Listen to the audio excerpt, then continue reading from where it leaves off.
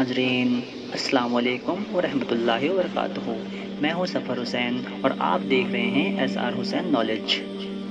अल्हम्दुलिल्लाह, मैं अल्लाह के करम से बिल्कुल ठीक हूँ और अल्लाह पाक से दुआ है कि आप सब लोग भी सलामत रहें। हज़रात, आज की इस वीडियो में मैं आपको बहुत ही प्यारी जानकारी बताने वाला हूँ, जिसमें आपको पता चलेगा कि जिस ज़मीन पर हम रहते हैं वो ज़मीन किस चीज़ पर रुकी हुई है। जी हाँ हज़रात, आज हम जानेंगे कि जिस ज़मीन पर हम लोग रहते हैं ये ज़मीन किस चीज़ पे रुकी हुई है ना हज़रात। बहुत ही प्यारी बात। तो वीडियो के लास्ट तक बने रहें और इस जानकारी को पूरा सुनें। लेकिन हज़रात, कुछ जानने और सुनने से पहले आप तमाम ही हज़रात से गुजारिश है कि जिन लोगों ने अभी तक मेरे चैनल को सब्सक्राइब नहीं किया है या फिर जो नए लोग आए हैं मेरे चैनल पे, उन तमाम ही हज़रात से गुजारिश है कि मेरे चैनल को जल्द से जल्द सब्सक्राइब कर लें और पास ही लगे बेल आइकन को प्रेस करके ऑल पे नोटिफिकेशन बेल पे क्लिक कर दें।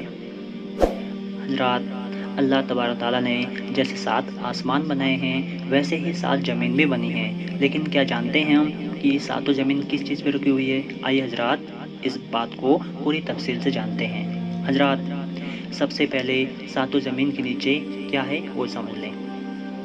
हज़रात, सबसे पहले ये जान लें कि सातों ज़मीन किस चीज़ पे टिकी हुई है। आइए मैं शुरू से बताता हूँ। हज़रात, सबसे पहले हवा है। क्या है? सबसे पहले एक हवा है, उस हवा के ऊपर एक पानी है। हवा के ऊपर क्या है? पानी है।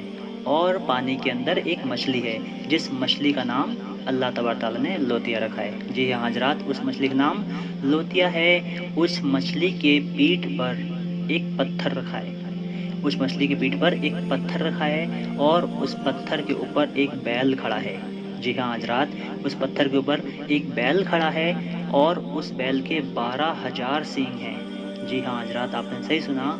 उस बैल के 12,000 सींग हैं और उसकी सींगों में एक अजगर लिपटा हुआ है। जी हाँ हज़रात, उस बैल के सींग में एक अजगर लिपटा हुआ है जिसके 12,000 मुँह हैं और उसके 12,000 मुँह पे ये पूरी जो ज़मीन है, सातवीं ज़मीन टिकी हुई है। जी हाँ हज़रात, सातवीं के ऊपर छठी ज़मीन है, छठी के ऊपर पाँचवीं ज़मीन है, पाँचवीं के ऊपर चौथी ज़मीन, चौथी के ऊपर तीसरी ज़मीन, तीसरी के ऊपर दूसरी ज़मीन और ये हमारी पहली ज़मीन जिस पे हम लोग क़याम फरमा हैं। लेकिन हज़रात, आप लोग जानते हैं कि इस ज़मीन के अंदर क्या-क्या चीज़ हैं?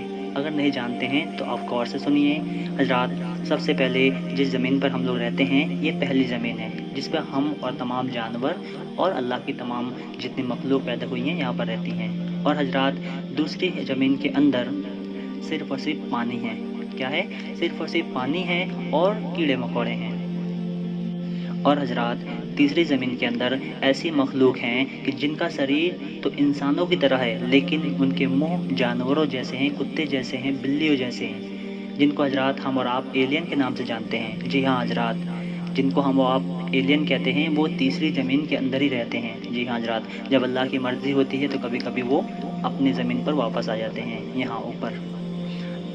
चौथी ज़मीन के अंदर आग के पत्थर बनाए गए हैं, जो जहन्नम के अंदर उसको ले जाया जाएगा और उसी पत्थर के ऊपर जहन्नमी को रखकर मारा जाएगा। जी हाँ हज़रात, और पाँचवीं ज़मीन के अंदर सिर्फ़ और सिर्फ सांप बिच्छू हैं, अजगर हैं।